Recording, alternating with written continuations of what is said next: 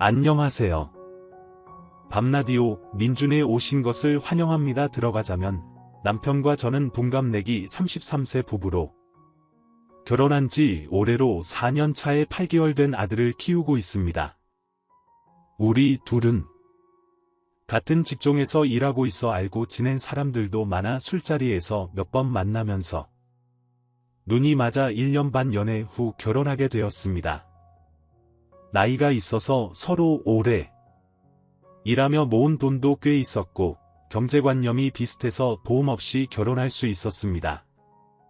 양가 부모님들도 서로 터치하지 않는 성향이라 결혼 후 스트레스가 없었습니다. 심지어 명절 스트레스도 저희는 없었습니다. 결혼 생활을 나름 잘하고 있다고 생각했는데 문제는 다른 곳에 있었습니다. 남편과 제가 자주 싸우는 이유는 다름 아닌 제 체중 문제입니다. 저는 살이 잘 찌는 체질입니다.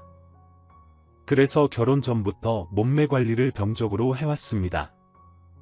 먹는 것을 좋아해서 여러 음식을 배달시켜 조금씩 벌어먹고 나머지는 냉동실에 넣어 다음에 또 먹는 스타일입니다. 한마디로 식탐은 있으나 입이 짧은 편입니다. 그건 제가 피나는 노력을 한 탓이기도 하죠.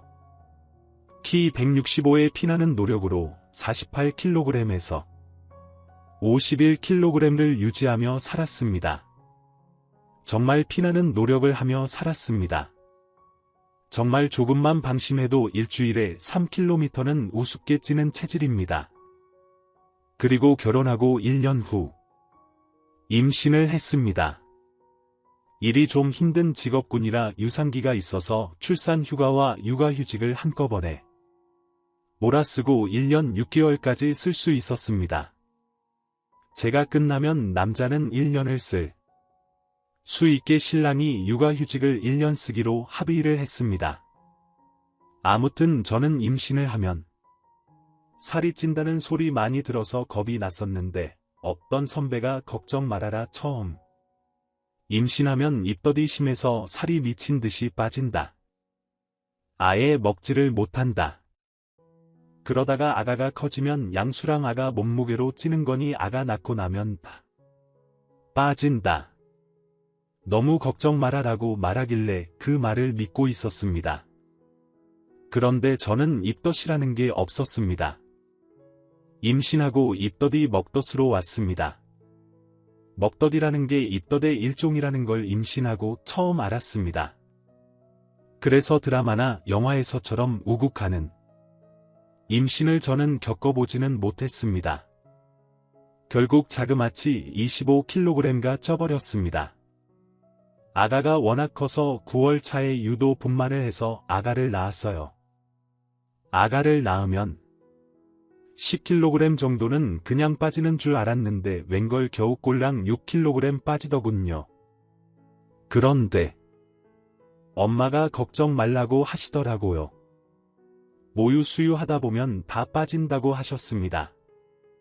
근데 저는 모유 수유를 실패했습니다. 별짓을 다 해봤습니다. 한 번에 10만 원이나 하는 통곡 마사지도 3번이나 받았고 하루에 배지밀과 두유를 팩으로 78개씩 먹어대고 미역국을 아침 점심 저녁 새벽을 가리지 않고 아가에게 젖을 물리기 전이면 눈을 감은 채로도 먹었고 돼지족도 3번이나 우려 먹었습니다. 배고프다고 울고불고 떼쓰는 아가에게 젖을 물리면서 같이 울기도 울었죠. 그렇게 저는 한 달 반을 고생하고 포기를 선언했습니다.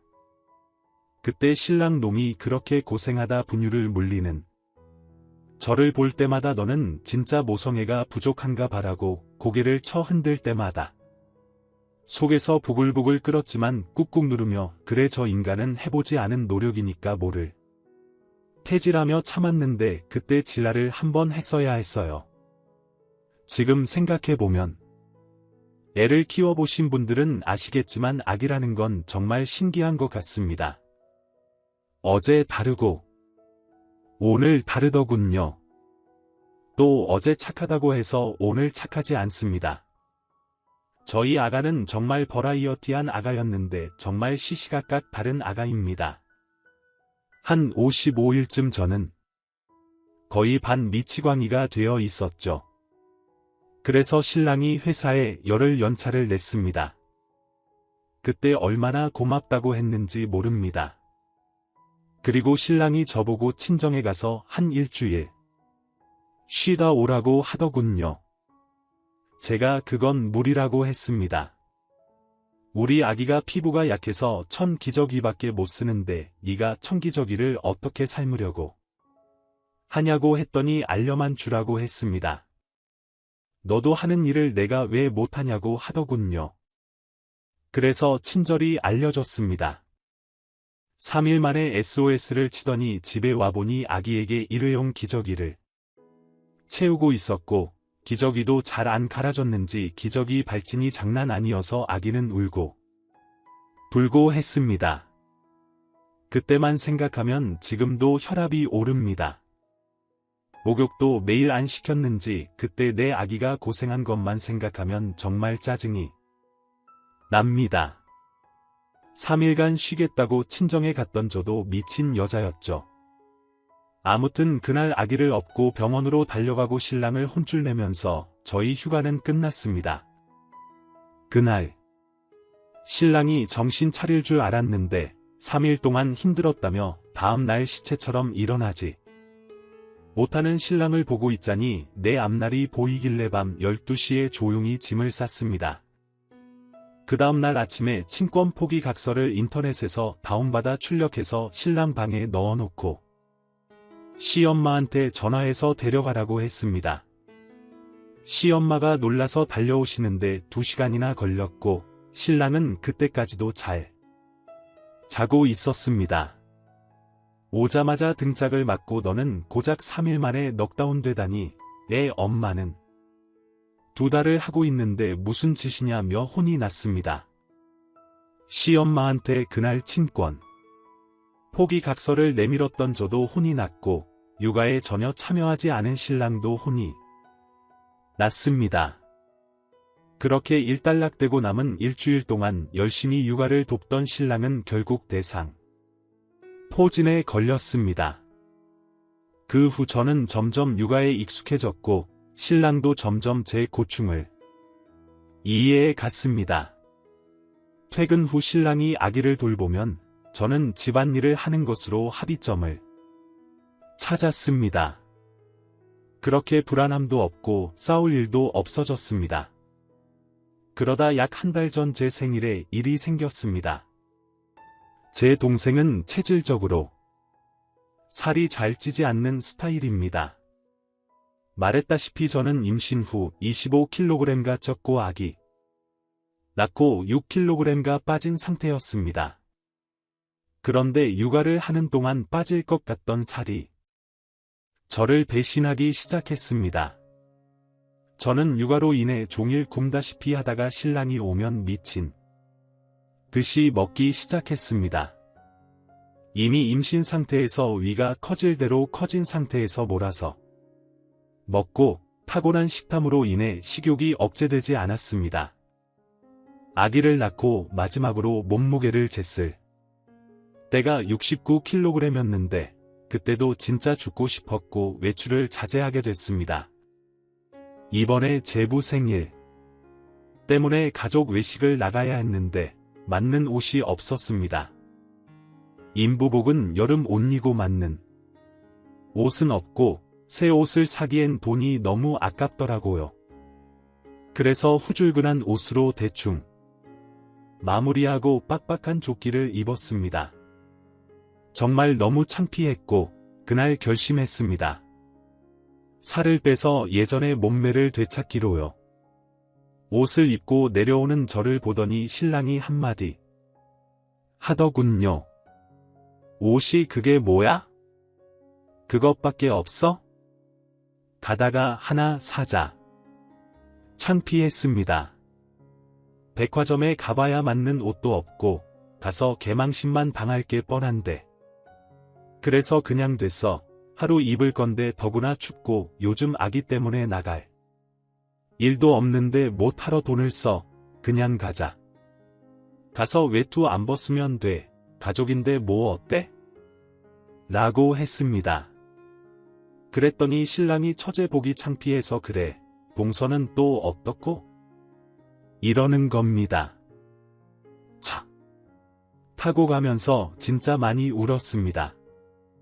미안하다는 사과를 들었지만 너무 화가 났습니다. 내가 지금 내 몸 돌볼 겨를이 어딨어.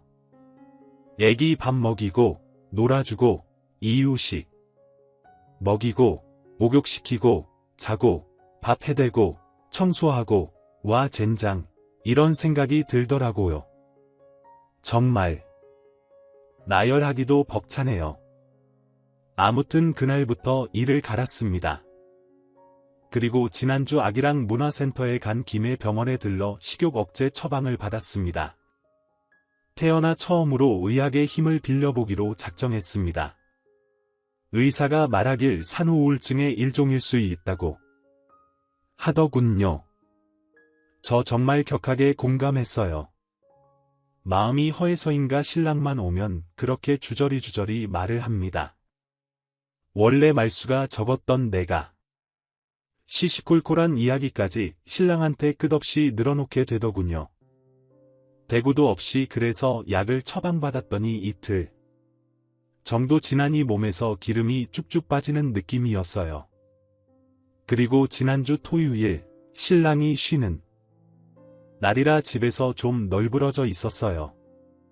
8시면 귀신같이 일어나 밥 달라는 아기에게 분유를 물리며 멍하니 있는데 신랑이 작은 방에서 나와 방문을 열면서 밥을 달라고 하더군요. 그래서 대충 먹으라고 했습니다. 약 때문인지 만사가 귀찮고 좀 더 자고 싶었거든요. 먹고 싶은 것도 없고 정말 피곤했습니다. 그랬더니 신랑이 밥을 차려달라고 하더군요.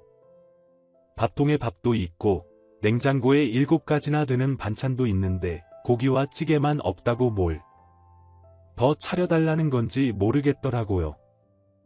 그래서 그냥 차려 먹으면 설거지는 내가 할 테니 제발 차려만 먹으라고 했어요. 그랬더니 신랑이 하는 말이 오늘 하루 안 먹는다고 안 죽는다더군요. 그래서 내가 그러니 살이 찌지 않았냐고 했더니 정말 목구멍까지 화가 치밀어 올랐지만 아기가 예민해서 내 눈빛만 봐도 화가 난 걸 알기 때문에 참았습니다. 수많은 생각이 교차했고 아빠를 너무 닮은 아기까지 미워지는 순간이었지만 끝내 그 순간을 참아냈습니다.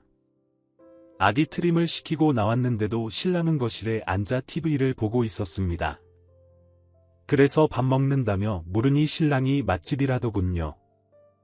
그래서 마즙도 못 해먹어 이러니까 신랑이 당신 살 빼게 해주려고 그러는 거라더군요. 살 좀 빼라고 그날 망신을 당하고도 왜 그러냐고 해서 어이가 없었습니다. 그래서 그래, 너 말 잘했다. 이렇게 해서 살 안 빠진다. 앞으로 너 퇴근하고 오면 운동할 거야 라고 했어요. 그러니까 신랑이 듣던 중 반가운 소리라며 이를 악물고 다 해줬습니다.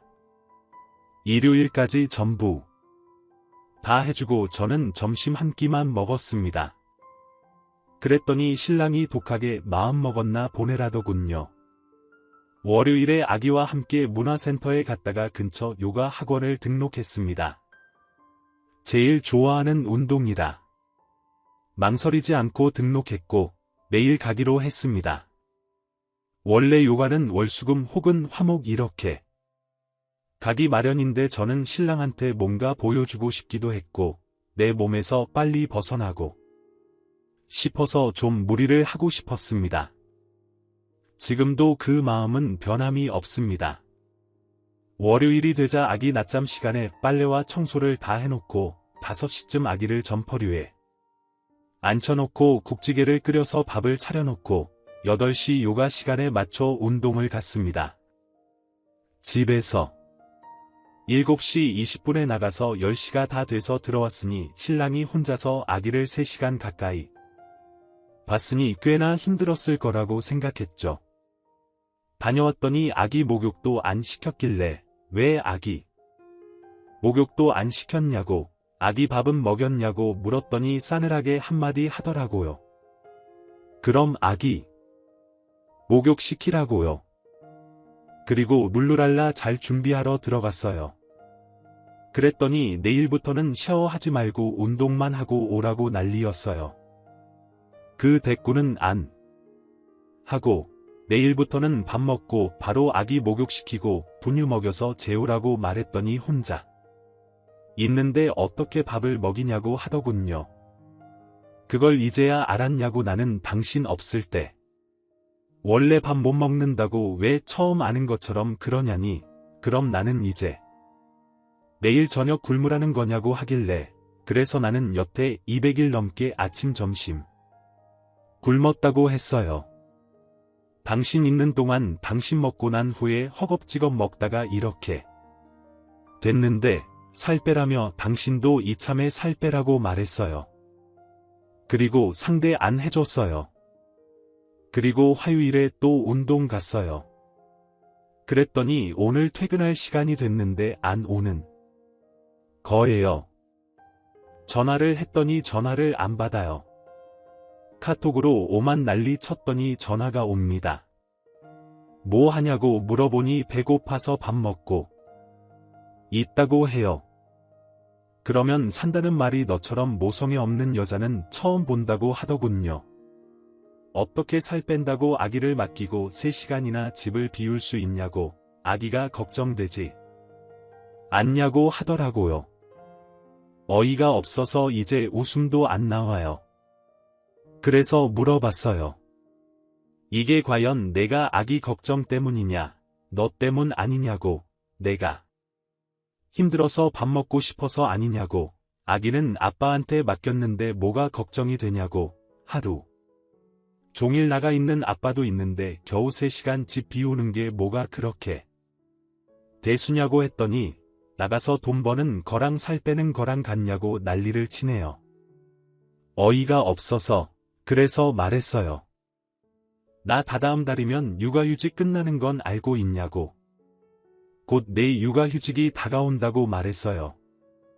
너 그건 알고 있냐고 했더니 입 닥치고 가만히 있으라고요.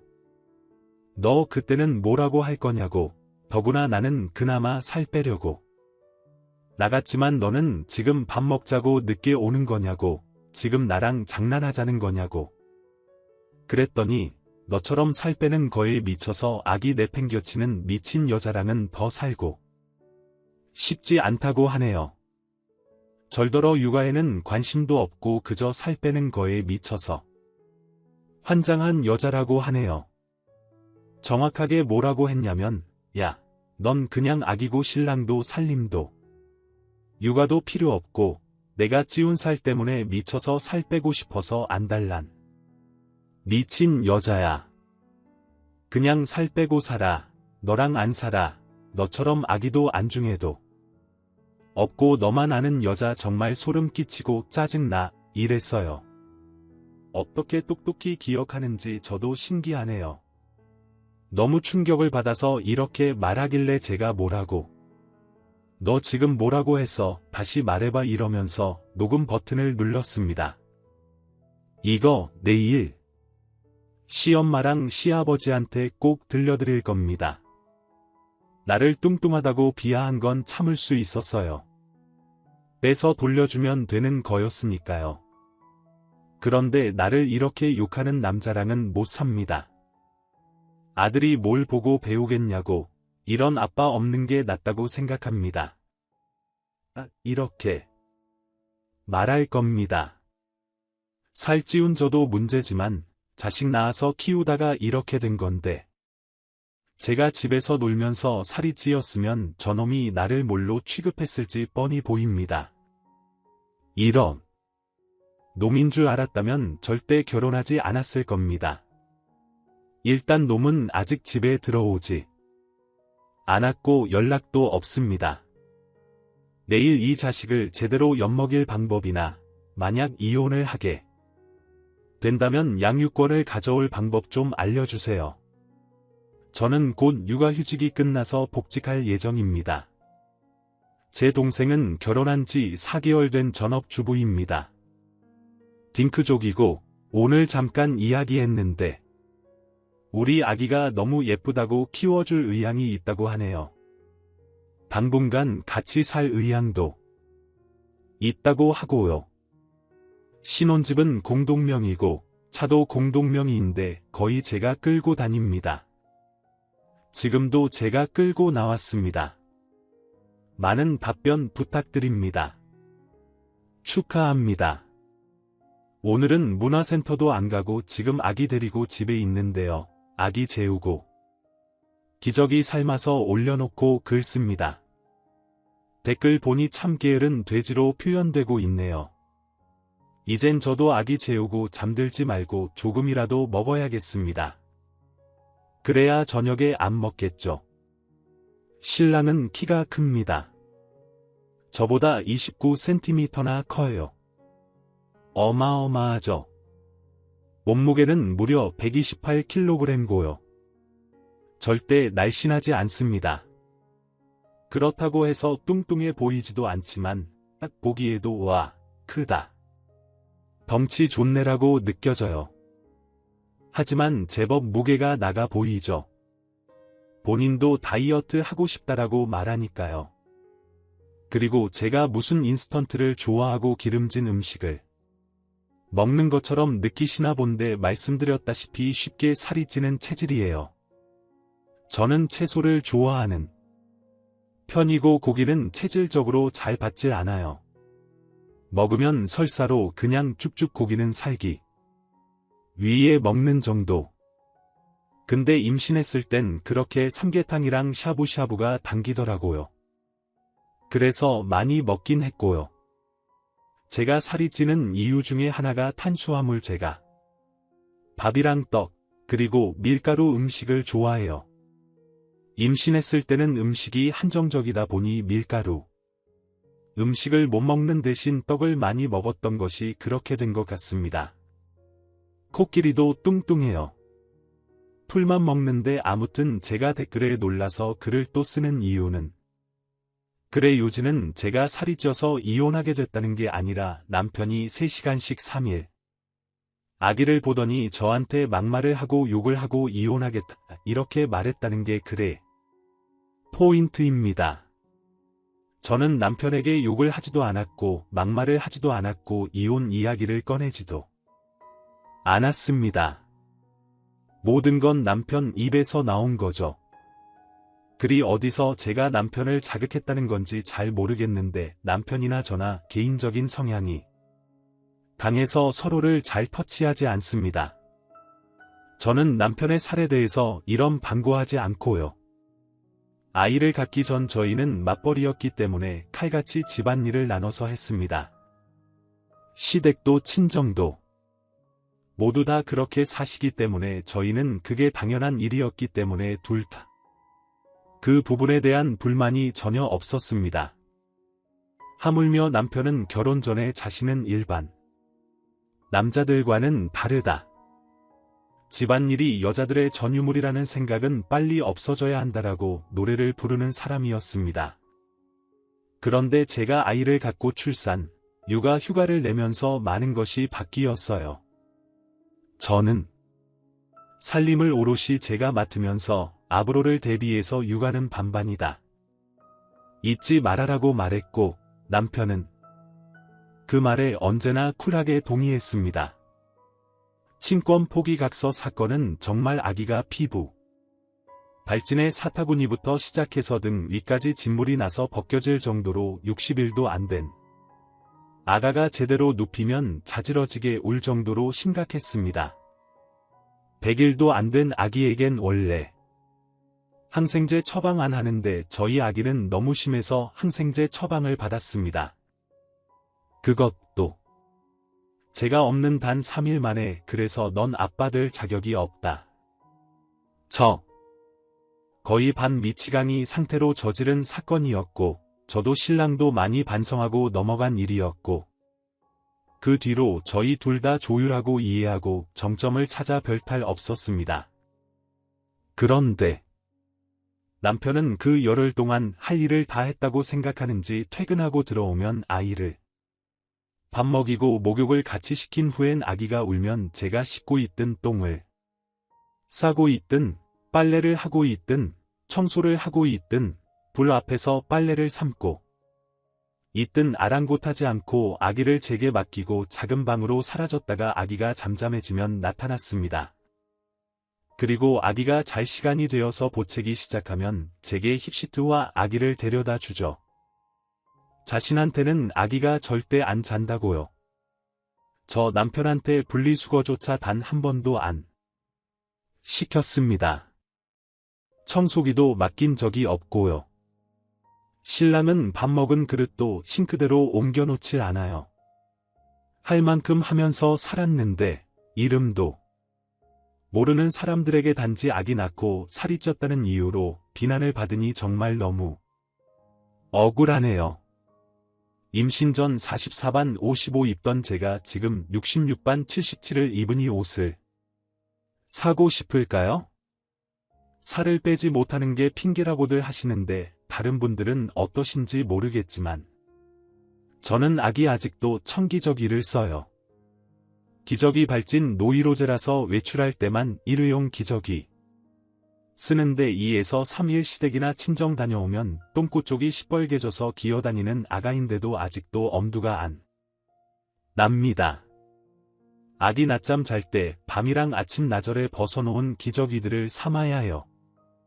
그렇지 않으면 요즘 같은 날씨엔 마르지가 않으니까 아기가 요즘은 엄마 껌딱지가 되어서 깨있는 동안엔 제가 안 보이면 자꾸 찾으면 우니까요. 나름 자세히 쓴다고 썼는데도 신랑한테 살쪘다고 구박받으면서도 입 다물고 신랑 케어하고 살 뺀다는 소리도 못하고 계속해서 살도 못 빼야 하나요? 이 추악을 보면 또 핑계다 그러시겠지만 저도 답답합니다. 저는 그냥 하루에 딱 3시간 더도 말고 딱 3시간만 저한테 운동할 시간을 달라는 거였습니다. 그게 남편한테 미친 여자 소리 듣고 이혼 소리 들어야 하는 건가 싶어서 올린 글이었는데 제가 게으르다는 소리는 진짜 가슴에 상처가 되네요. 칼 같은 아가 밥 먹이고 할 일이 없어서 컴퓨터를 켰는데 댓글이 장난이 아니네요. 댓글 읽다가 어이없는 댓글 봐서 일단 그것부터 쓰고 어제 상황을 쓸게요. 댓글 중에 딩크족의 전업이 뭐냐 애는 예뻐하면서 노키즈 전업이 어디서 수입이 있어. 더블 인컴인가라는 데 있던데 남의 가정사 알지도 못하면서 본문과는 전혀 관계도 없는 동생네 부부를 왜 꼬집어 욕을 하시나요? 그냥 애도 낳지 않으면서 집에서 살림하는 여자는 욕을 하고 싶으신 건가요? 집집마다 사정이라는 게 있습니다. 당신 같은 사람 때문에 간단하게 설명하자면 제부 쪽에 치명적인 유전적인 병이 있습니다. 그 유전적 병 때문에 제보 동생은 지금 재활원에서 생활 중이고요. 아마 평생 그곳에서 생활해야 한다고 들었습니다. 그래서 저희 부모님께서 결혼을 반대하시다가 아이를 낳지 않겠다는 결정으로 결혼이 진행됐습니다. 거기다 제부 어머니께서 혈압이 안 좋으시다. 얼마 전 쓰러지셨고 지금은 거동을 못하시는 상태로 사돈어른께서 케어 중이신데 다음 주가 이사라고 했죠. 그 집으로 들어가는 겁니다. 전업은 결혼과 동시에 제 동생이 선택한 겁니다. 자신까지 일을 하게 되면 그 두 분 누가 도와드리냐고요. 전업인 제 동생이 매일 10분 거리의 시댁으로 가서 음식이랑 청소만 해드리다가 시부모님이 너무 안 되셨다고 합가를 하기로 한 겁니다. 그건 제 동생의 선택이었고 사돈어른께서는 한사코 사양하셨습니다. 제보 역시도 하지만 동생이 오히려 왔다 갔다 하는 게 더 힘들다며 합가를 강력하게 요청한 거고요. 남의 가정마다 제각각의 이유가 있는 건데 알지도 못하면서 나름의 잣대로 함부로 이야기하시는 거 아닙니다. 아이를 낳기 싫어 낳지 않는 것이 아니라 못 낳는 것이니 조카가 얼마나 이쁘겠습니까? 아무튼 각설하고 저는 진짜 신랑 놈의 애 보기 싫어서 그런다고 진짜 생각도 못했거든요. 그냥 제가 살이 쪄서 그렇다고만 생각했지 우리 신우랑 똑같은 말씀을 하셔서 저 오늘 또 충격을 먹었습니다. 이래서 사람이 귀를 열고 살아야 하나 봐요. 일단 댓글 중에 먹고 싶다고 그렇게 먹는 임산부가 어디 있냐고 질타하신 분들. 예, 맞습니다. 맞아요. 그런 임산부가 어딨습니까? 근데 말씀드렸다시피 저는 입덧이 먹덧으로 왔어요. 남들은 먹고 다 토하듯 저는 그냥 흡입하는 먹덧이요. 핑계죠. 평생 관리하면 안 찐다는데 왜 찌냐는 댓글 먹으면 쪄요. 찝니다. 그리고 산후 기간 내내 산후 조리한다고 움직이지 않고 모유 만든답시고 내내 먹기만 해대니 그게 다 어디 갑니까? 살로 갑니다. 제 하루 일과요. 아가가 통 잠자기 전까진 저 하루에 4시간도 못 잤어요. 그것도 쪽잠이에요. 아기 신생아 때는요. 아기가 짧게는 2시간, 길게는 3시간마다 분유를 먹어요. 그러니 엄마 인저는 기저귀 갈고 분유 먹이고 분유통 씻고 물 끓이고 이 짓을 매번 하는 거예요. 지금은 하루에 5시간을 잡니다. 말씀을 드렸다시피 신랑이 퇴근해서 오면 집안일을 몰아서 해요. 청소, 빨래, 아기 젖병 등등 이유식은 그때그때 만들어서 먹이고요. 요즘은 이유식 중기라서 간식도 해서 먹이는 시기라서 더 바쁘죠. 이 시기 지나신 엄마들은 다 아실 거예요. 몸뚱아리가 2개라도 모자르다는 거 하루에 몇 끼 먹냐고 안 먹으면 빠질 거 아니냐고. 맞아요. 안 먹으면 빠지겠죠. 근데요, 안 빠져요. 진짜 신기하게도 안 빠집니다. 종일 아가가 먹다 남은 것도 못 먹거든요. 저희 아가 먹다 남긴 귤을 한 입 먹이려고 치면 아가가 이미 부스터를 탈출해서 어딘가에서 울고 있습니다. 그만큼 버라이어티한 녀석이거든요.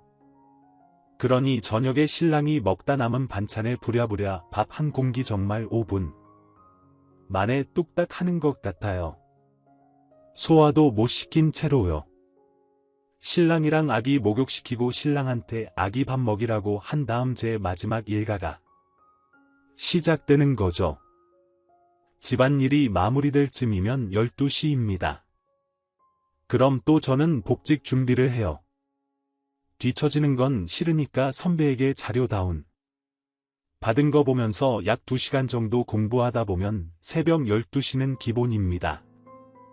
그럼 또 내일 아기 먹일 분유 물 끓여놓고 분유 스푼 계량해서 통에 담아놓고 이것저것 내일을 위한 준비하다 보면 3시네요. 평균적으로 3시에 잡니다. 그것도 저희 아기는 신이 주신 선물이라는 통잠을 120일가량부터 잤습니다. 그 덕이죠. 삶의 패턴이 규칙적으로 됐으니까요. 그런데도 안 빠집니다. 그렇게 움직이고 그렇게 잠을 안 자는데도요. 그리고 요가는 안 빠지신다는 분 저는 처녀적 생각만 했네요. 어제 신우의 말도 이제 애 키우는 입장에서 근력을 키워보는 게 어떻겠냐는 말도 일리가 있고 고려해 봐야겠습니다. 감사합니다. 어제 애기로 돌아가서 신랑놈만 11시가 넘어서 집에 들어왔는지 애기가 안 보이니 놀랐던가 봐요. 저한테 11시 12분에 전화가 왔더라고요. 저는 그 시간에 이미 신우를 만나고 있어서 전화를 안 받았고요. 제 최고의 단점이자 장점 중에 하나가 화가 금방 풀린다는 겁니다. 어제 동생이랑 이야기하다가 동생이 언니 엄마한테 안 가고 여기로 온 거 엄마 걱정하실 것 같아서 그런 거지 이러더라고요. 그래서 그렇다니까 내일 사돈께 가면 사돈 어른들께서도 그렇지 않을까 그러는 거예요. 그 말 들으니까 내가 또 생각 없이 행동하는구나 싶기도 하고 우리 새 언니가 나처럼 행동하면 나는 또 뭐라고 했을까 싶기도 하고 그러니까 또 마음이 수그러들려고 하는 거예요. 이러다가 내일이면 또 흐지부지 되겠다 싶어서 신우한테 전화를 해서 만나자고 했습니다. 아기는 동생한테 맡기고요. 평소에 무소식이 희소식이다 하면서 사는 사이입니다. 원래가 신랑이 워낙에 신우를 무서워하기도 하고 신우가 워낙 똑부러지는 성격의 소유자라 저도 큰일이 아니고선 상의를 잘 안 하는 걸 잘 알거든요. 신우가 신랑보다 3살이 위고 신우는 어린 나이에 결혼을 했다가 이혼한 경력이 있어서 우리 시부모님께서는 시집살이를 시키지 않는 유인이 신우라는 수를 신랑 놈이 얼핏 한 적이 있었습니다. 그만큼 시집살이가 독했다고 들었습니다. 만나자마자 대뜸 그 얼빠진 놈이 또 뭔 짓을 했길래 이 야밤에 날 보재. 그래서 그냥 다짜고짜 녹음을 들려줬습니다. 그러면서 피해자 코스프레도 좀 했죠. 눈물 뚝뚝 흘리면서 한 달 전 제부 생일 이야기도 해주고 살 빼라고. 달달 볶았다면서 아가 낳고 지는 피곤하다고 내내 각방 쓰고 있다는 얘기도 하고. 저희 아가가 그렇게 이쁘게 생긴 아가는 솔직히 아니에요. 그런데 피부가 절 닮아서. 진짜 하얗고 보조개가 패이고 웃을 때 반달눈이 되고 입꼬리가 싹 올라가서 웃는 게 진짜 이쁘거든요. 웃는 것만 그래서 신랑 놈이 아기를 꼭 웃을 때만 그렇게 예뻐해요. 그것도 열받네요. 근데 저희 아기가 또 울 때는 아글아글 진짜 무섭게 울어요. 다른 아가들처럼. 왜 이렇게 우는 게 아니라 두 손 꽉 모으고 정말 자지러지게 뒤로 넘어갈 것처럼 울거든요. 지도 무섭겠죠. 아기가 울면 무조건 저를 찾아요. 제가 샤워를 하면 문을 벌컥벌컥 엽니다. 난 프라이버시도 없나 똥을 싸고 있어도 문을 벌컥벌컥 똥 싸고 있는 나한테 애를 쫓아간 적도 있어요. 달래고 나면 그제야 데려가요. 아무튼 녹음을 들려주면서 다 얘기를 했습니다. 육아휴직 이야기도요. 대본은 신우가 이 자식 이거 애 키우기 힘든 거 아니까 꼼수 쓰네. 요 버러지 같은 놈 올케야 걱정 마. 너 돈 벌게 해줄게 너. 저녁상 꼬박꼬박 받게 해줄 테니까 너 걱정 마. 아니면 이혼 도장 찍게 해줄게. 얼른 집에 들어가 그러길래 오늘은 진짜 신랑 얼굴 보기 싫다고 했더니 그래 그럼 어른들 알게 되시잖아 하시길래 저 지금 동생네 있어요 라니까 그럼 이 파일 나한테 보내놓고 이 자식 출근하면 아기 집만 챙겨서 동생한테 민폐. 안 되면 한 3일을 거기서 푹 쉬고 있어. 이 자식 올게 덕에. 얼마나 편했는지 알아봐야 정신을 차리지. 걱정하지 마. 내가 3일 안에 정신 차리게 해놓을게. 애는 혼자 낳는 게 아니야. 올케가 혼자 뱃속에서 키워서 힘들게 혼자 낳았으면 자기가 키우기라도 해야지 걱정 마. 이 바보는 남자가 뭐라도 되는 줄 아는 것처럼 만드는데 우리 집이라도 그렇게 만들지 말아야지 걱정하지 말고 집에 가서 올케 아들이랑 발 뻗고 자. 근데 언니 저 매일 아침 마주에 아침까지 데려갔는데요.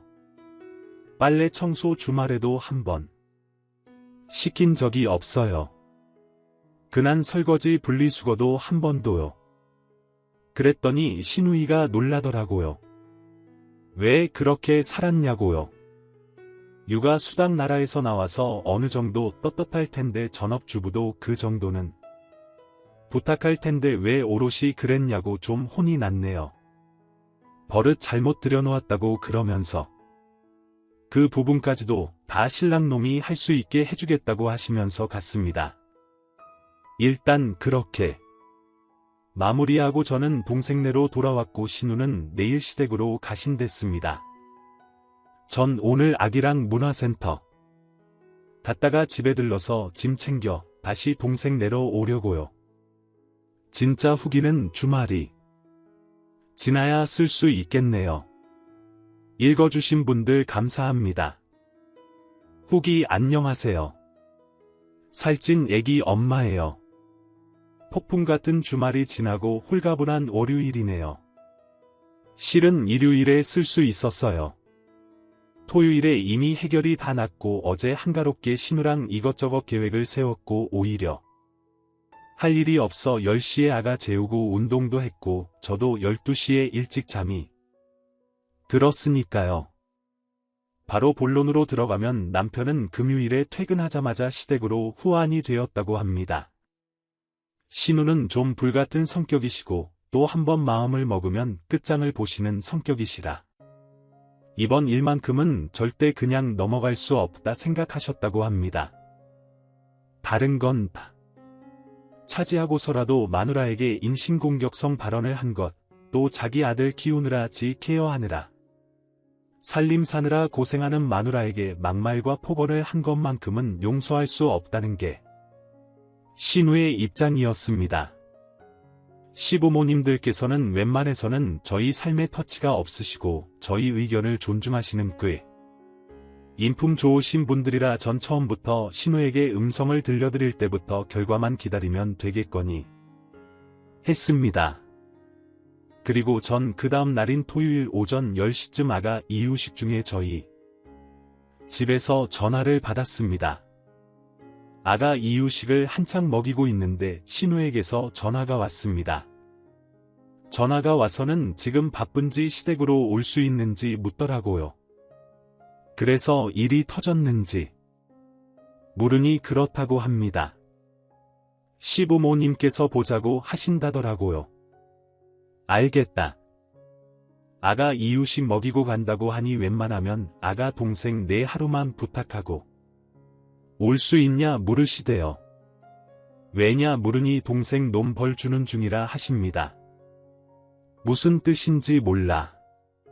일단은 알겠다고 하고 동생에게 물으니 재부 출근 후라 상관없다고 합니다. 시댁에 도착하니 2시가 조금 넘더라고요. 신랑은 어디 갔는지 보이지 않고 시부모님께서 앉아 계시고 분위기가 너무 가라앉아 있어 저도 모르게 거실에 무릎을 꿇고 앉았습니다. 아버님께서는 죄 지은 거 없으니 편하게 소파에 앉으라고 하시더라고요. 편하게 앉으니 저에게 물으셨습니다. 이혼할 생각이냐? 다른 건 차지하고 욕한 건 트라우마로 남을 것 같아요. 욕은 용서도 안 될 뿐더러 나중에 폭력까지 행사하지 말란 법은 없을 것 같습니다. 그 정도 자신의 감정도 조절하지 못하는 사람과 살 정도로 바보는 아니고 그런 사람과 살 정도로 제 능력이 없는 것도 아닙니다. 100번 이해한다. 우리 모두 동감이다. 그래서 말인데 너희 이혼하면 우린 그놈을 안 보면 안 받지 너를 내칠 생각은 없다. 바로 용서하란 말은 안 한다. 하지만 어제 얘기를 들어보니 지도 너 없이 육아할 마음에 너무 무서워서 그랬던 것 같다고 하더라. 그 전화 끊고 무지 후회했다고 한다. 전화 통화는 했냐? 전화는 왔었지만 받지 않았어요. 카톡은 여러 번 왔었어요. 미안하다는 말은 없었고 전화를 받으라는 말뿐이었습니다. 지금 당장 이혼이 하고 싶냐 잘 모르겠어요. 하지만 정말 지금 당장 그 사람과 부딪히는 건 피하고 싶어요. 목소리도 듣고 싶지 않은 게 사실입니다. 죄송합니다. 내가 생각을 해봤는데 이대로 넘어가기엔 너무 큰 사건이야. 있을 수도 없는 사건이고 선율이 엄마 친정에서 알면 가슴을 치실 사건이지. 한 달간이라도 저놈 개고생을 시키면서 벌을 줬으면 좋겠고 그동안 반성을 시키고 선율이 엄마 마음이 풀린다면 너무 감사한 일이고 그때 가서 다시 의논을 하는 게 좋을 것 같다. 방법을 여러 가지 생각해봤는데 일단 저놈은 선율이 집에 일체 못 가게 하는 걸로 하자. 집에 무작정 가는 순간 이혼이라고 엄포를 놓고 애기를 한 달간 절대 보여주지 말자. 그동안 그놈은 내 집에 기거하게 하고 매일 아침 지 밥을 자기가 차려 먹고 집 빨래 지 방 청소 지가 하고 매주 주말은 선율이네 집 청소를 시키는 거다. 물론 선율이 엄마는 선율이를 데리고 나가 있어라. 친정을 가도 좋고 선율이랑 드라이브를 가도 좋고 나한테 선율이 맡기고 그동안 못 만나던 친구를 만나도 좋아. 그럼 지놈도 느끼는 게 있겠지. 그동안 선율이 엄마는 오로지 선율이에게만 집중하고 본인에게만 집중해. 내일 내가 저녁에 가서 선율이 봐줄 테니 하고 싶은 운동해. 하루에 3시간 괜찮다 해줄게. 200일이 넘도록 희색 친정 문화센터 슈퍼 말고는 콧구멍에 바람 넣지도 못하고 살았는데 그 정도 해도 된다. 복직 준비 찬찬히 해서 복직을 해라. 난 이 방법이 제일 좋을 것 같은데 다들 어떻게 생각해요? 아버님, 어머님은? 우리야 좋은데 새아가는 어떻냐? 저야 너무 감사하지만 언니가 너무 고생하시니까 동생에게 부탁해도 돼요. 얼빠진 동생 돈 죄라고 생각하면 된다. 동생 놈에게 받은 상처 때문에 내가 대신 죄값 치른다고 생각하고 하는 거니 걱정 안 해도 돼. 왜 내 동생 놈 때문에 선율 엄마 동생이 피해를 봐야 하냐? 괜찮다. 내가 할게 하지만 곧 명절이라 친정 어르신들 걱정하실까 봐. 명절을 함께 다녀오기로 했습니다. 명절 동안 내가 얼빠져 신랑에게 마음이 풀려도 신랑 벌받는 한 달은 아주 냉정하게 행동하기로 약속을 했습니다. 그리고 신랑도 살이 엄청나게 쪘다는 결론이 났습니다. 솔직히 저는 잘 느끼지 못하고 있었던 게 사실이었지만요. 바보가 아무튼 그래서 신랑은 아버님의 명령으로 20kg 감량을 해야 한다고 들었습니다. 신우 덕에 이렇게 결론이 났어요. 그 길로 나와 신우는 집으로 돌아와서 신랑 짐을 꾸리기 시작하더라고요. 그러면서 신우가 금요일 이야기를 들려줬습니다. 신우는 시댁에 들어서자마자 신랑을 소환했다네요. 웬일인가 싶으시던 아버님께서 선율이도 나도 없이 들이닥친 두 남매가 싸웠나 싶으셔서 표정이 좋지 않으셨다고 합니다. 신랑도 영문을 모르고 불려왔으니 왜 그러냐고 짜증을 내다가 신우가 가타부타 하지 않고 앉자마자 바로 녹음을 들려주자 그 점잖으신 아버님께서 신랑 머리통을 가격하셨다고, 어머님께서는 정말 선율 엄마한테 한 거 맞냐 물으시고 미친 놈이라고 소리소리 지르셨다고 합니다. 신랑이 너무 화가 나서 한 소리라고 이걸 왜 누나한테 얘기하냐고 그 사람도 제정신 아닌 거 아니냐. 우리 둘의 문제를 왜 우리 집 식구들을 끌어들이냐 하니 선율이 엄마가 그럼 친정에 풀었어야 했냐 하니 조용해지더라고 합니다. 아버님께서 너 선율이 엄마의 살이 문제인 거냐 아님 육아를 돌보지 않고 살 빼러 다니는 게 문제인 거냐 물으니 둘 다라고 했다고 하네요. 집에서도 충분히 할 수 있는 일을 왜 굳이 나가서 하는지 도통 이해가 되지 않는다고 하니 신우가 옆에서 넌 우리 집에 와서도 아기를 안고 있다가도 아기가 울며 설거지하는 내 엄마한테 애기들을 뒤로 해서 안기고 아기랑 잘 놀다가도 아기가 조금만 칭얼거리면 나랑 잠깐만 쇼핑 가려던 내 엄마한테 아기를 데리고 가라고 하는 놈이지 않냐. 그러니 애엄마가 집에서 무슨 운동이냐 말했대요. 아버님께서 너랑은 더 할 말 없다. 만약 선율이 엄엄하고 이혼하면 넌 내 아들이 아니다. 내 누나는 어쩔 수 없는 선택이었지만 넌 너의 잘못으로 이혼 당하는 거니까 넌 내 아들 아니고 2번 다시 얼굴 안 볼 거니 그리 알아라. 그리고 네 잘못 깨달을 동안 내 얼굴, 네 마누라 얼굴 볼 생각 추워도 하지 마라. 그리고 살은 너나 빼라. 네 몸뚱아리가 사람 새끼 몸뚱아리냐라고 하셨다고 합니다. 그래서 시누이가 너 육아휴직 안 하려고 꼼수치나 본데 꼼수치지 마. 너 이혼해도 육아휴직 1년 무조건 해야 할 거야. 내가 이혼을 해도 이혼을 안 해도 넌 하게 되어 있어. 독박 육아 대가리 굴리지 마. 그리고 시댁에서 신랑은 쫓겨났다고 합니다. 집 비번은 내가 이미 바꿔놨으니 집으로 돌아올 수도 없었을. 절대 우리 집으로 얼씬도 말라는 아버님 말씀이 있으셨으니 그 말씀이 무서워 더더욱 얼씬도 못했지 싶네요. 그러니 전화가 불이 났겠지 싶어요. 그리고 신우가 문자로 신우네 집 비번을 찍어줬다고 합니다. 신우가 그러니 너무 걱정 말라고 한 달 동안 너무 막대한 자신 몸 잘 추스리고 아기랑 둘이서 오붓하게 시간 보내라고 하더라고요. 그동안 참았던 눈물이 홍수처럼 쏟아졌습니다. 남 앞에서 창피해서 잘 안 울던 성격인데 정말 미친 듯이 울었던 것 같아요. 월요일부터 저녁 7시에 무조건 집에 올 테니 자신 저녁도 차려놓지 말고 운동을 가라고 하네요. 그리고 신랑 잼을 바리바리 싸서 호련히 사라졌습니다. 그리고 전 집에 혼자 남겨져 댓글을 보는데 참 촬영합니다. 내가 살림도 육아도 오롯이 혼자 하면서 찐살 때문에 이렇게 사람 취급 못 받으면서 욕을 먹어야 하나? 이 미친 놈의 나라는 살림도 하고 육아도 하면서 연예인 뺨치게 날씬해야 인정을 받는 건가? 원더우먼을 바라는 건가?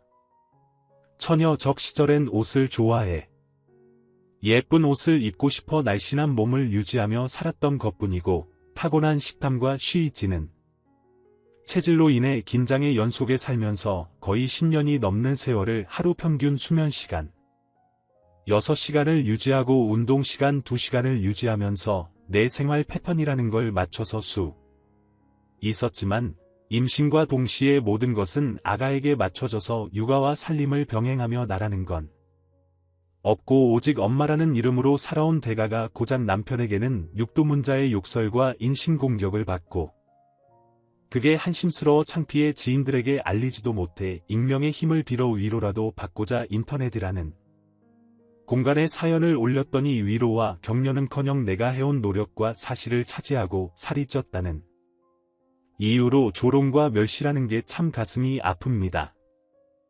누구보다 부지런하게 누구보다 열심히 살았다고 생각을 했는데 단지 임신해서 찐 살을 빼지 못했다는 이유로 게으른 돼지라는 소리를 듣네요.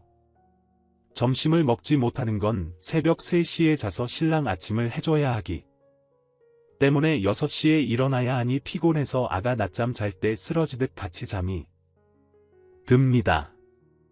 2시간 정도 그것도 여의치 않으면 못 자죠. 기저귀를 삼아야 하니까요. 팸퍼스 어니스 하기스 보솜이 뭐 안 써본 게 없습니다. 배앓이를 하는 아가라 설사가 심합니다. 그래서 피부 발진이 오는 아가예요.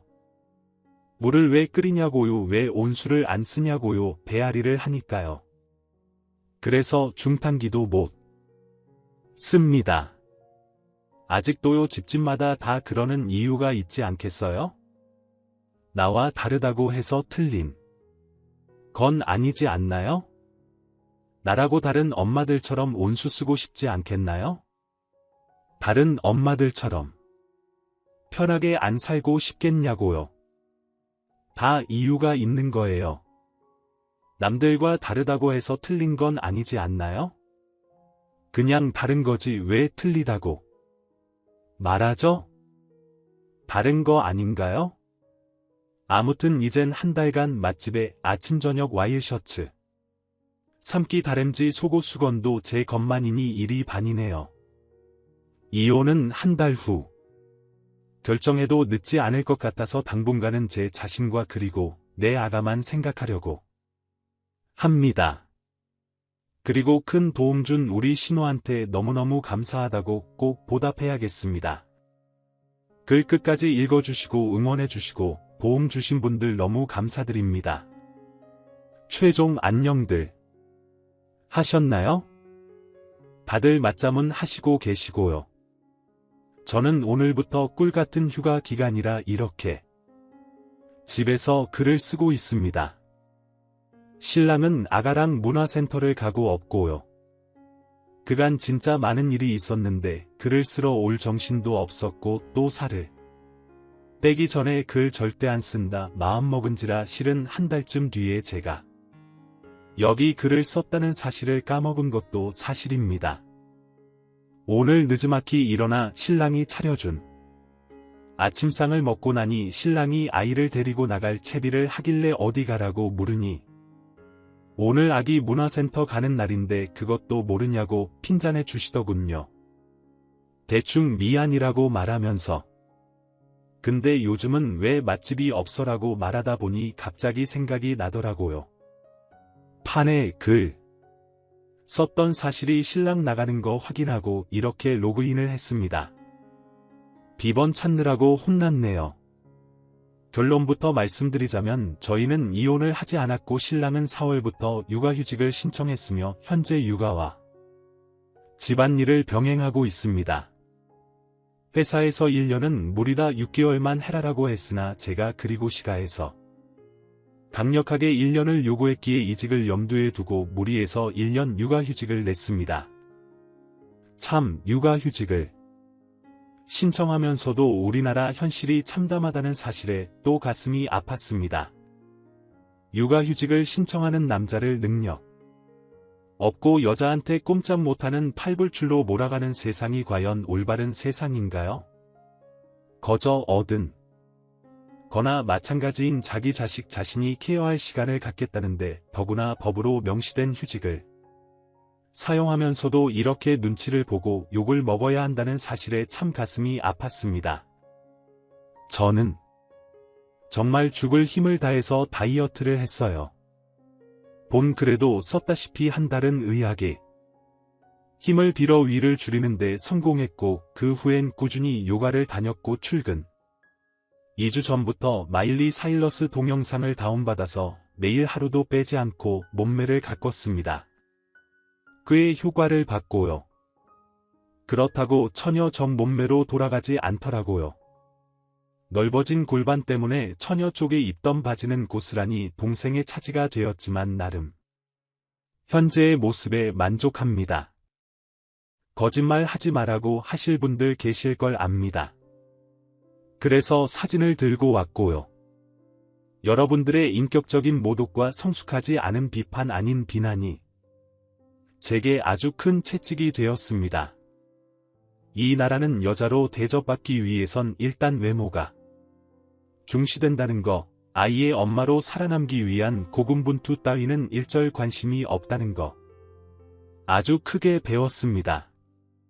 얼굴 알아볼 만한 사진밖에 없는 관계로 디테만 올릴게요. 현재는 조금 더 빠져서 52kg가 나가요. 저 사진이 한 달 전인데 저 때는 54kg 글 올릴 때보다 약 15kg 빠진 뒤죠. 저는 5월 1일 복직을 했고 올해는 당연히 진급 누락이 될 것이 뻔하지만 남들에게 뒤처지지 않기 위해서 그리고 애기 엄마라는 소리를 듣지 않기 위해서 거의 매일 야근을 하다시피 하고 출장도 절대 마다하지 않습니다.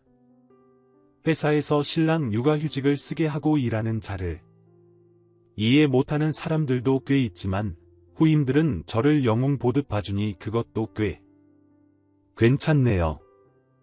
저는 점점 잃어가던 나를 찾아가고 있고 바닥을 치고 있던 자존감을 회복 중입니다. 요즘 행복하다는 말이 절로 나옵니다.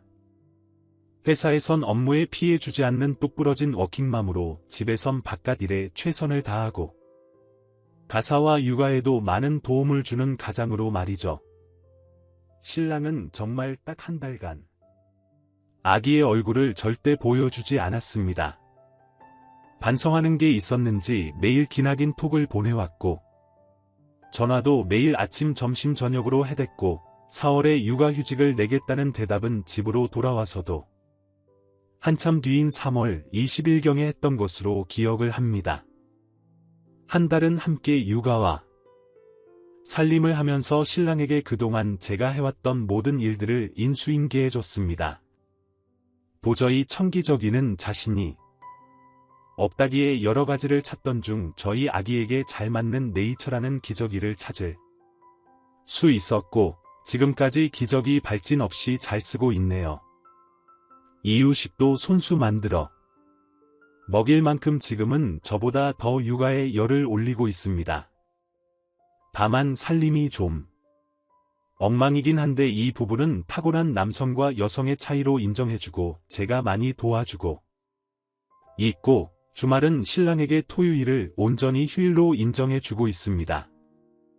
제가 일요일을 온전히 쉬고 있고요.